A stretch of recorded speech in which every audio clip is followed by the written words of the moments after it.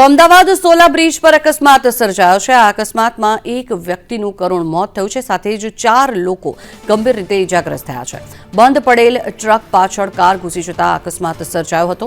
જો કે અકસ્માતના કારણે થઈને એક વ્યક્તિને પોતાનો જીવ ગુમાવવાનો વારો આવ્યો છે। જૂનાગઢથી પરત ફરતા રાજસ્થાનની કારનો અકસ્માત સર્જાયો છે, જેના કારણે થઈને એક વ્યક્તિએ પોતાનો જીવ ગુમાવ્યો છે। અકસ્માતમાં 61 વર્ષીય શ્રીચંદ નંતુરામનું સારવાર દરમિયાન મોત થયું છે।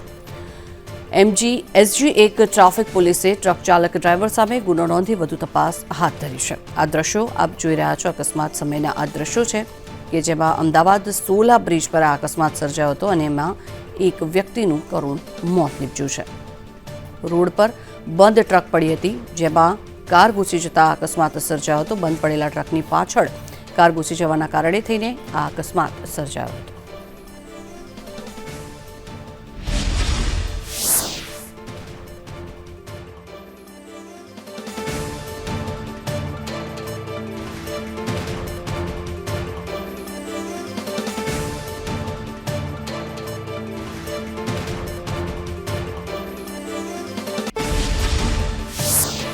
જૂનાગઢના મેડામાંથી રાજસ્થાનનો પરિવાર ફરતો હતો, ત્યાં બંધ પડેલા ટ્રક પાછળ કાર ઘૂસી જતા એક વ્યક્તિનું ગંભીર રીતે મોત થયું છે, તો બીજા 4 વ્યક્તિ ગંભીર રીતે ઇજાગ્રસ્ત થતા નજીકની સોલા સિવિલ હોસ્પિટલમાં સારવાર માટે ખસેડવામાં આવ્યા છે।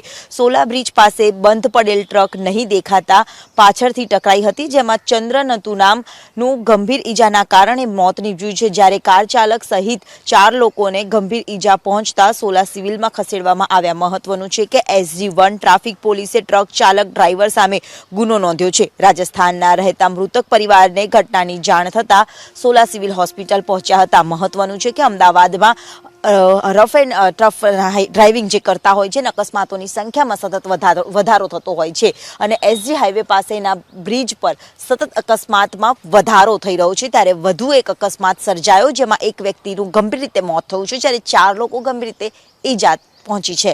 કેમેરામેન સાગર દેસાઈ સાથે દિવ્યા ચૌહાણ, સંદેશ ન્યૂઝ, અમદાવાદ।